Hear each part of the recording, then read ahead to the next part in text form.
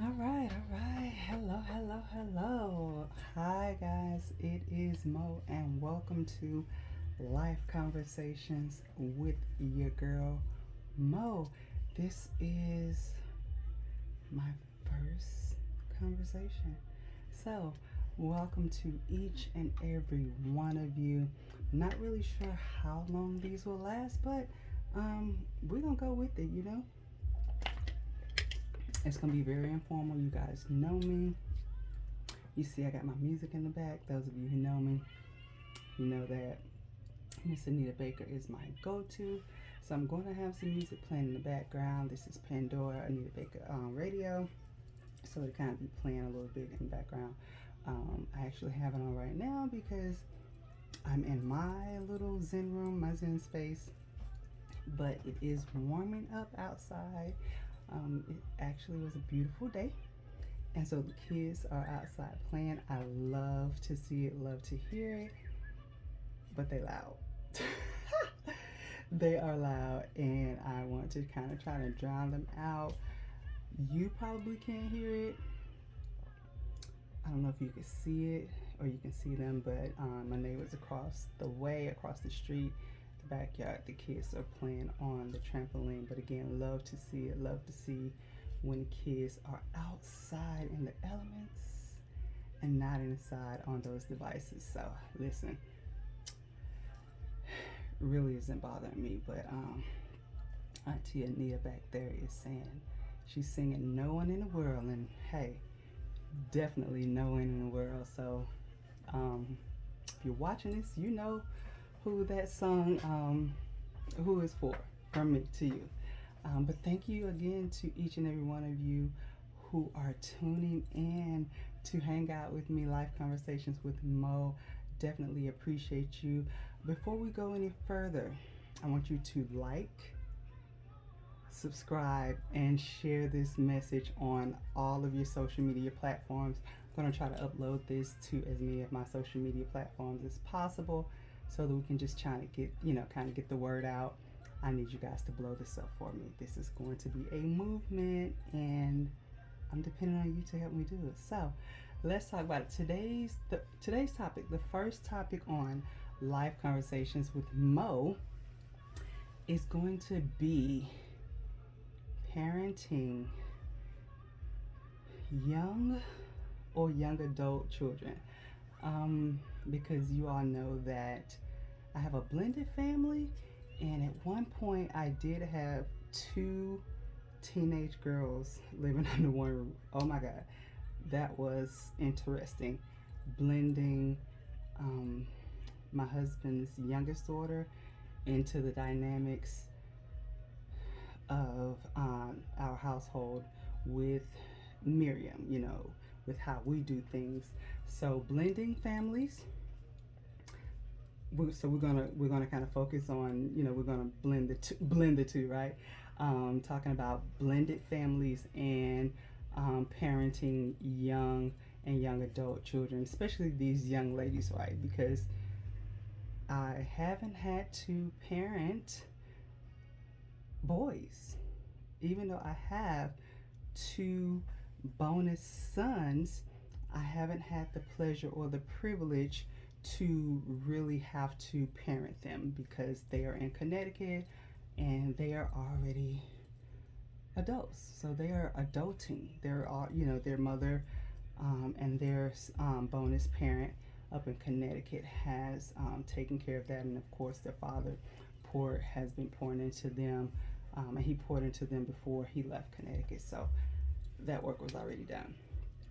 But raising young teenage daughters, that pull, that fight, and then trying to transition into parenting young adult children, because I'm sure that it has been a struggle for a lot of parents. You're struggling with that, right? So you're like, Mo, how do I do that? How do, as a couple, and we're blending families, how do we handle, or how do I handle that, bringing those two dynamics together. I'm bringing my children from, one household into my now new household, to make this a seamless transition. Is it going to be seamless? Hell no. So please get that out. Get it out of your mind. It's not going to be seamless. So instead of thinking and instead of wanting it to be seamless, I want you to look at it as just making it what it is. Make it your experience. You have to know your children. You have to know your spouse or your mate's children. And let's say that you and your spouse, your new spouse or your new mate, have also brought a child into this world. So now you have that added dynamic, right? What does that look like?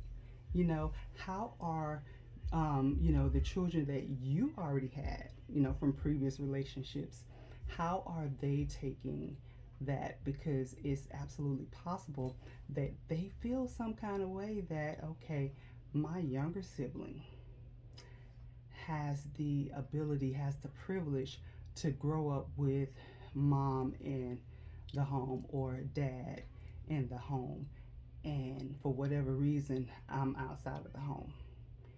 So you have to take into consideration those dynamics as well. So once all parties have come into agreement that I'm bringing my children from that home, or you're bringing your children from that home, and we also have our child together, our children together, and we're going to be blended. So yeah, we're taking some fruit and some vegetables, and we're taking some non-fat yogurt, and we're putting some protein powder, and we're adding some juice or some water, some vegetables, whatever you put in your smoothie, whatever you got to do to make that smoothie smooth and taste good, to get it to go down, to make and keep that body healthy. That's what you need to do. First thing, make sure that you and your spouse or your mate come into agreement about what that looks like, okay? Because you can't make a decision to bring everybody in the household, or he bring everybody in the household, she brings everybody in the household, and you all haven't come to an agreement about what that's going to look like. That's a recipe for disaster, right? So once you all have come into agreement, once the both of you have come into an agreement that we are bringing these children, we are blending these families under one roof, now we also have to come into agreement about what does discipline look like. Yeah, we got to talk about that, because what we won't do is have a set of children running around this house thinking they're going to do any and every damn thing that they big and bad enough to do because you ain't my mama or you ain't my dad. No, no, no. We're going to have a conversation amongst ourselves as parents first, and then we're going to sit down and we're going to have a conversation as parents with the children, and we're setting expectations and we're setting boundaries, and then we're giving consequences and repercussions in the event that those boundaries are crossed. Yeah, so don't even think about it. We're letting them know, don't even try to put your toe on the line, because if you do, it's possible that you're going to be missing a toe, a finger, or maybe even a foot. Okay, so we've identified that we are coming into agreement that we're bringing all these children into the house, right? We have also come into an agreement that about what the disciplinary process is going to look like. And even before that, we're making sure that we got enough room to house everybody, right? Because we don't want to have people stacked on top of each other, because that in and of itself can be a deal breaker, because you want to make sure that everyone has enough space to grow, to move freely, because we know that, especially if the ages range, we know that everyone is going to need, you're going to need a little bit of elbow room, right? Especially if you have, young women, little boys, older boys, young men, women, little girls, everybody's just going to need space. You have young women who may be, have gone through puberty, having their menstrual cycles. There are going to be times where they're going to be hell on wheels, right? Because their hormones are just, it is what it is. They're going to need some time. They're going to need, bathrooms where it's girls and girls things, and they're not going to need to be sharing a bathroom with a boy, because we already know that you men, for whatever reason, I guess it's an unwritten rule that y'all don't sit down to urinate. It's none of my business.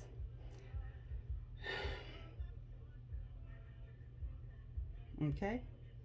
And then again, when you have these young women and they are going through their monthly cycles, right?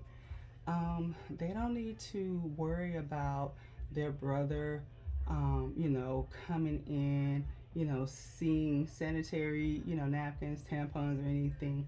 They're going to need that space, and even the young boys, they're experimenting with their bodies, right?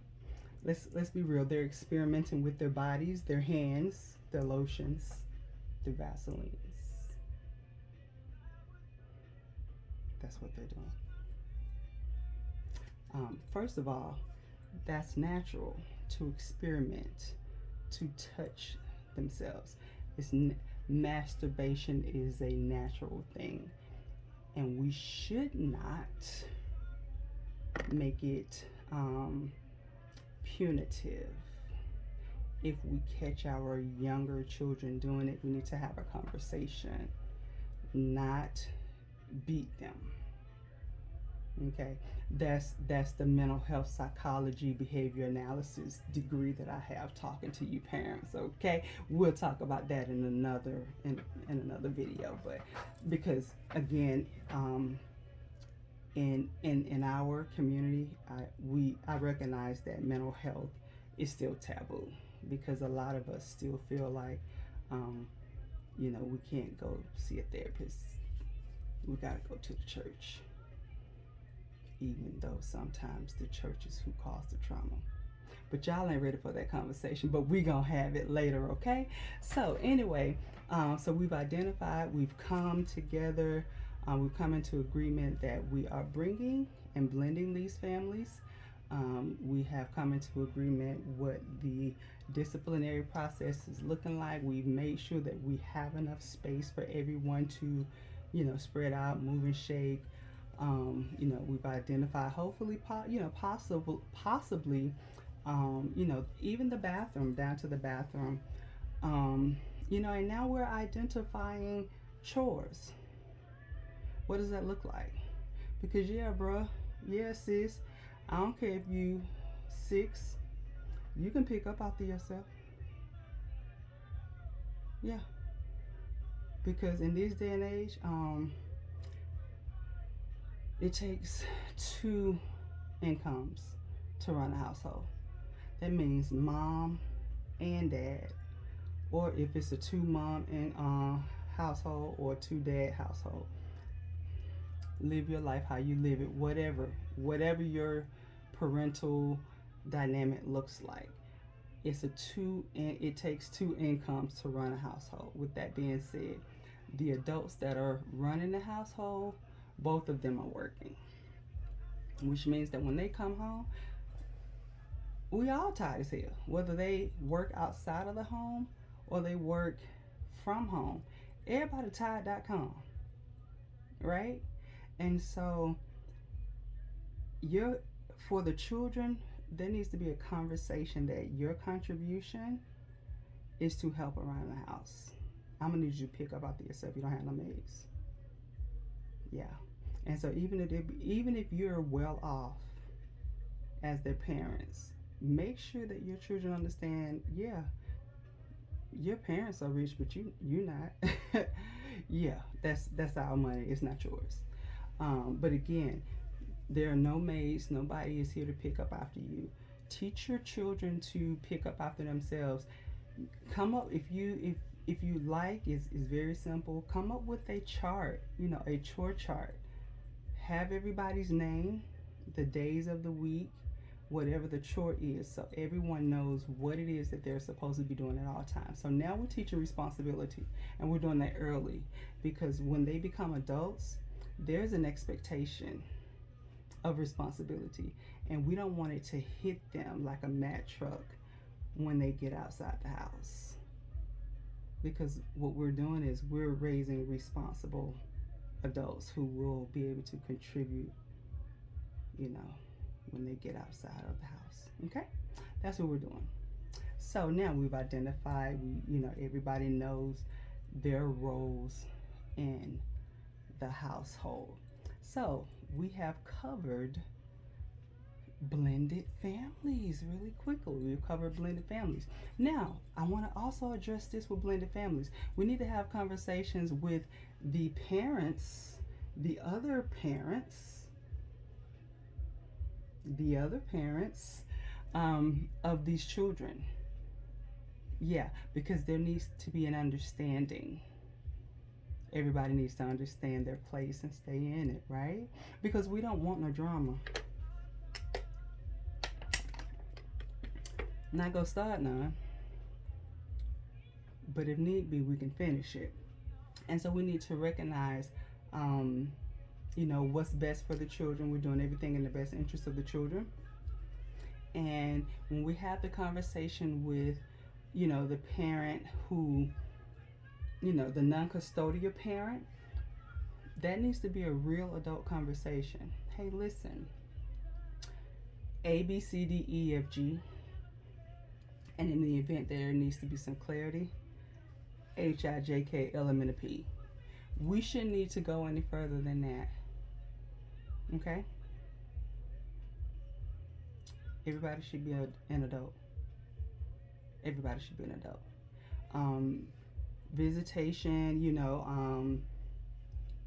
have an understanding for, when the children are going to visit with the non-custodial parent.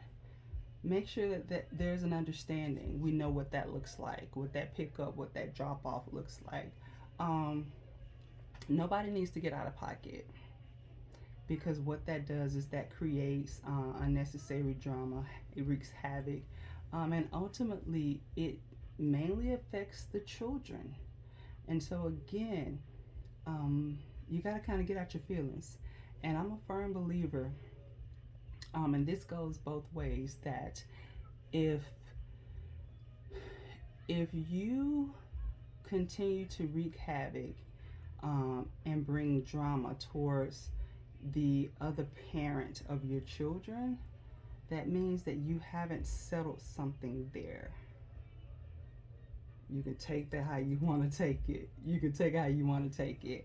Moment of transparency with my daughter's father, with Miriam's dad. There would be moments where he would just be so angry with me. He would be so angry with me. And then he would get angry on top of his anger because Mo wouldn't give you any reaction. Because if I really give you some reaction, that means that I'm still holding on to something. Bro, we good. I have nothing else for you but your kid. That's it, right? And so that's when I knew that when I said I was done, I was done. I've never been a baby mama. I'm the mother of your kid. That's it. Okay? So, women, unless these men are putting your children at risk or in harm's way, stop withholding them from their father. Because at the end of the day, when that child becomes of age, at some point, you will never know, but they're going to go and they're going to have a conversation with that man. Don't be on the bad end of that conversation. and love your child more than you hate or despise that man. Because remember, at the end of the day, you picked them. We picked them, right? And it goes the same for you fathers. I know she trifling. I know she keeping you from your kid. I know she's doing all kind of stuff. And you have to. Yeah.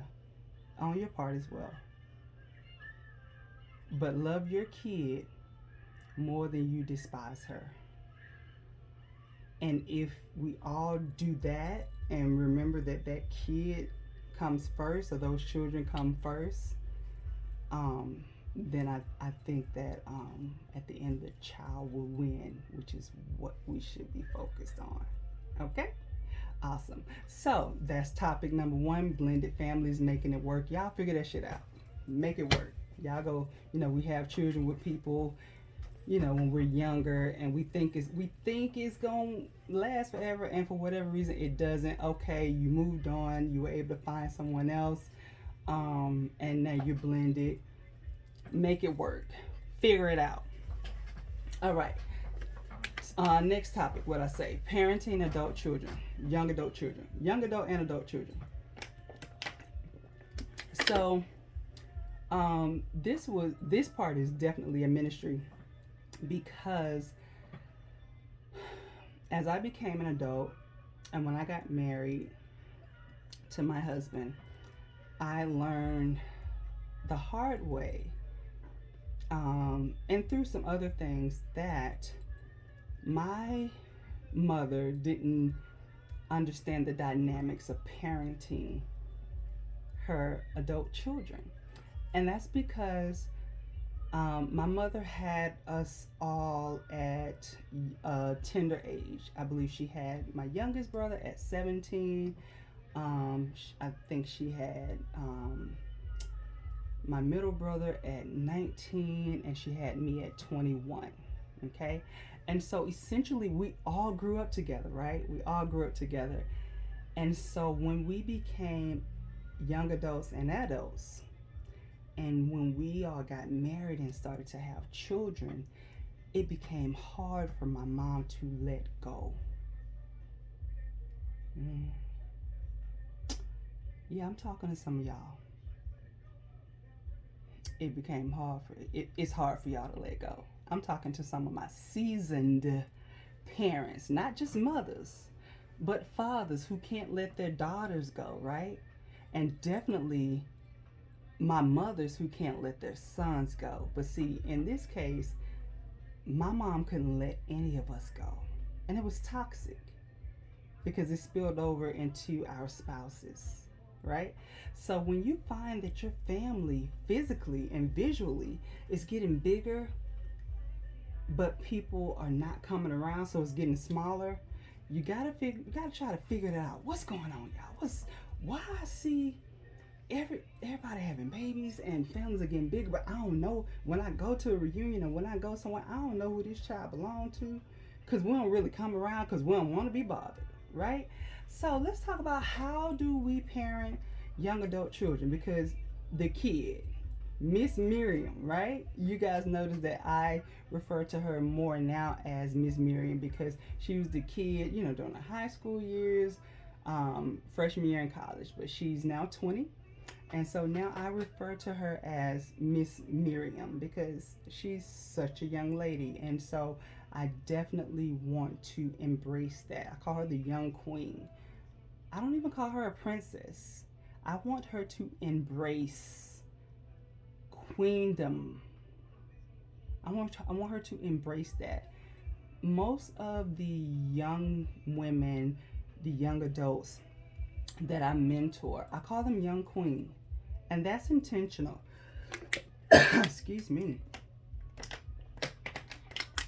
That's intentional. I believe that our words have power.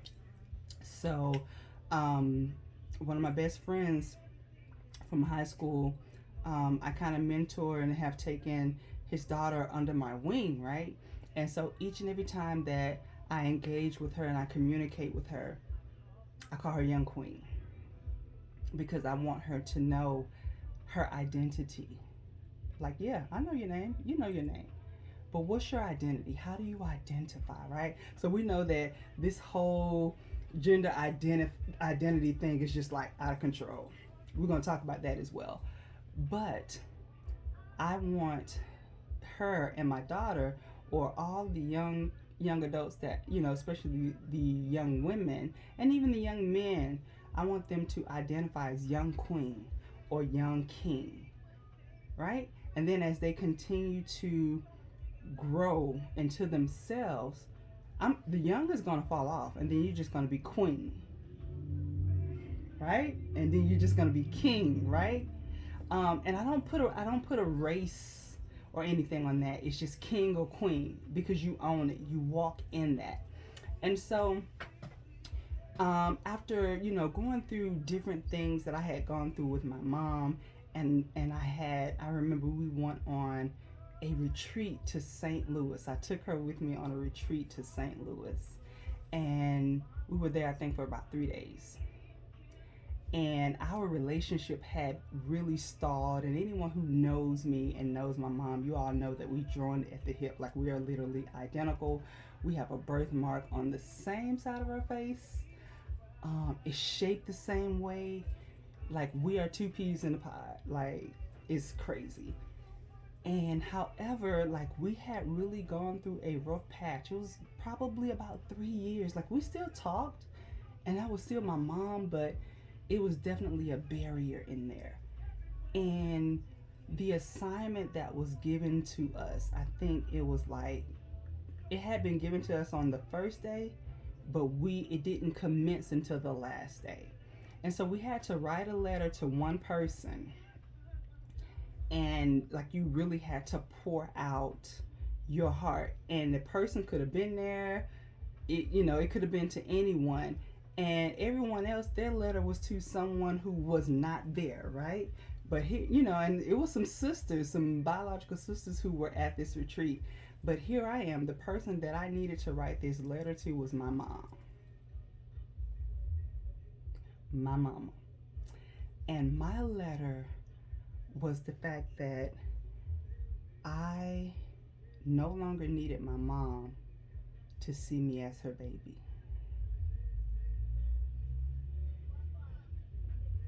I didn't need her to see me as her baby, right? I didn't need her to see me as her baby. I know that I'm her baby girl. I'm her youngest daughter.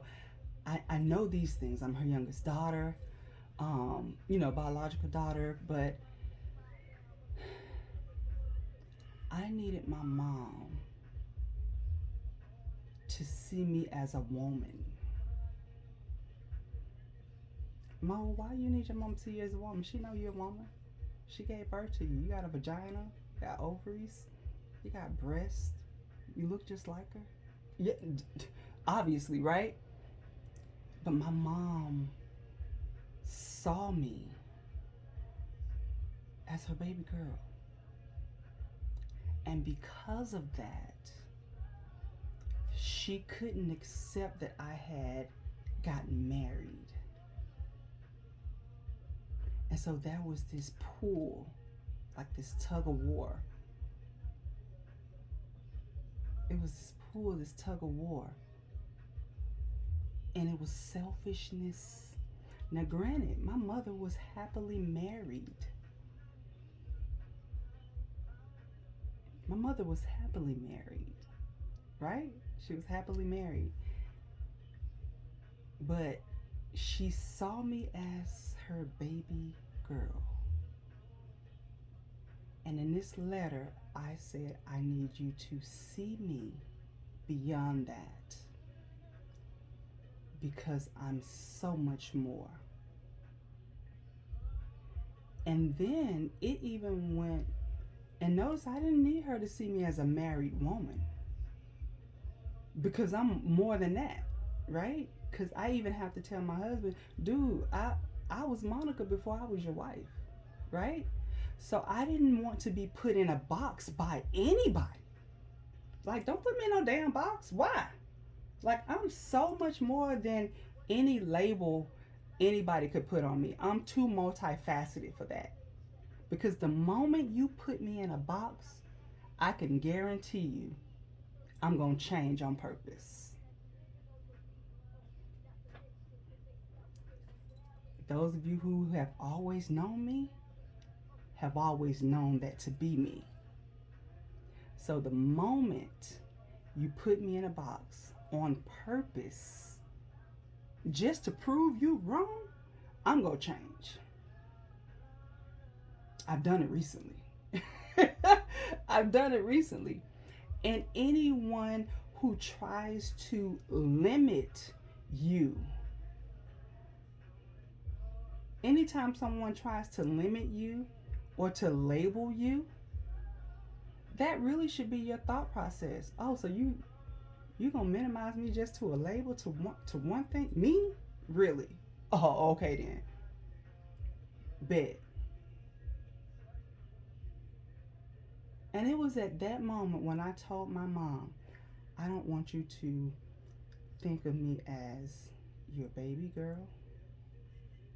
I don't want you to think of me as a wife. I don't even want you to think of me as a mother, a sister, a aunt, a friend, a cousin, a business owner, a prayer warrior, anything. I don't want you to, don't think of me as none of that. I want you to see me as a woman. My mom, she sat in that. First of all, that room was filled with probably about 25 to 30 women. When I tell you, there was not a dry eye in the room. And my mom sat back in her chair and she was like,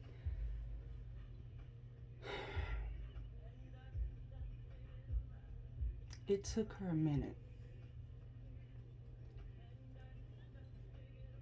because the daughter had taught the mother how to parent.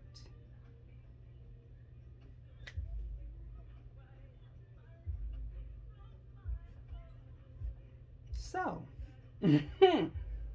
so parents, when your children, now this is not to say that your children go always be right, because hell, I be wrong a lot of times, every day.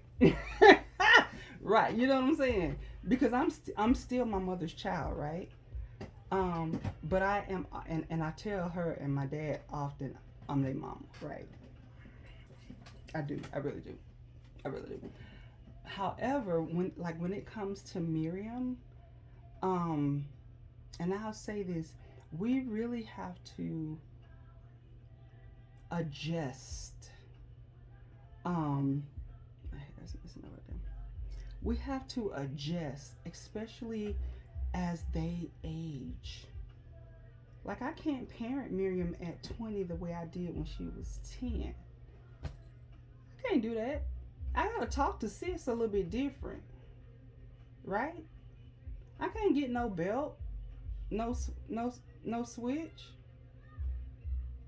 Now, if I need to jack friend up, if I need to walk up on her and be like, say what? Come again? Oh, I thought you said something.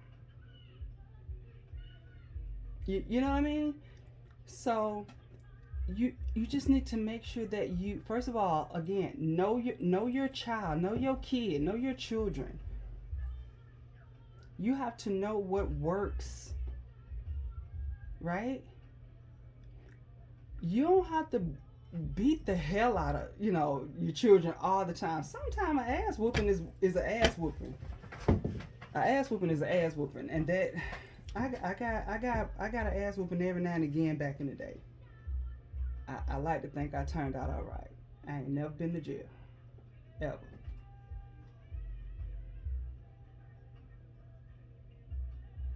I ain't gonna say I probably ain't never need to go. I just never got caught. Let's all be honest, the difference between those who are in jail and those who are not is the fact that we didn't get caught. That's that. Okay? But you there are different techniques. Like I know that there are sometimes you all know that I wear glasses. I don't have them on today because I got my lashes on, but you know, y'all who know me, look, and they match my outfit. Oh, and that mess. You know, there will be times, you know, even now, if you know Miriam is in Texas and we're video calling, and you know, if I'm looking at those grades and they out of pocket, or you know, we're having a conversation and it goes left and it's out of pocket, and she's saying something, and I'm like, wait, first of all, who you talking to? You know, my tone to change, or if I do this, you know, the look over the glasses. Say it again. You know, that right there is, that's discipline. My looking over the glasses is discipline. Hell, my friends know that. You know, they may say they may say something. I may look at them glasses like, one of the besties sent me a text. I was at the gas station. Once I got finished pumping my gas, I called her and I was like, what do you want? Because I felt it in my shine. I already know. I know them and they know me, right? So you got to know your tribe, know your people, know your children. You should have different ways to discipline, even as a young adult, because they still need chastisement. They still need guidance, right? You know, Miriam was about to have a breakdown because her dad, her father, you know, for her flight coming back home for the summer, y'all know father. Gotta love him, but he booked, you know, her flight coming back home. She was gonna be getting home sometime after midnight, and sis is ready to come home, right? And she over there panicking. I felt the panic through the text, and then she called me, and I'm like, first of all, take a deep breath and calm all your nerves down, cause I know my kid. Know your children. Know how they interact. Know what works for them. Know what you need to say, when you need to say it, how you need to say it. And they're your kids. So hey, you should know. Cause the first thing I said, Miriam, did you call Southwest? Did you go on the app, see if you can switch your flight? Well, no, ma'am. Okay. Well, before you call me and try to make your emergency mind, get somebody else to do it. I'm not gonna be stressed. Call them people. Tell them you ready to come home. They go see that you coming from Houston, going to Atlanta. Play the sympathy card. See if they can change your flight. Because I knew my child hadn't exhausted all of her, you know, resources. I knew she hadn't done any of that. She just went from 0 to anxiety attack, right? So now I'm parenting a 20-year-old. I gotta walk her through it. Why? She's 20. So instead of me yelling, or instead of me saying, okay, I'm gonna fix it. So what would that have been me doing? Enabling. No, ma'am, we're not doing that. I will walk you through what you need to do so you'll know the next time I'm parenting a young adult. Okay? So let's recap, because we had about 40 minutes on this video. I want to go ahead and get y'all up out of here. Parenting young adults. Mothers, take a deep breath. Let go. Back off. See your children as adults, not as your babies. Okay? Also, don't see them as your competition. Especially that's the mother-daughter dynamic. Your daughter ain't your comp. She also ain't your friend. Like, I call Mary my friend, but she knows she's my kid. Okay? Fathers, see your children as adults. I know daddy's little girl, but sis isn't a whole adult and she having sex with somebody's son. You don't want to hear it, but she is. You gotta back up, you gotta let go. I know there's a protective factor there. Protect, because that's what you do. But listen to her, listen to him. And again, your son ain't your comp, he ain't your competition. Be his guide, but allow him to walk his walk. Okay? But that's all I got for y'all today. Work on unblended families, work on parenting, adolescent, young, teen, and young adult children. I really appreciate you all for spending this time with me. Thank you for sitting in and having live conversations with Mo. It's been real. Thank you for joining me for the first episode. But as always, peace up. A time is always down. And I will catch you on the next one. Have a great day.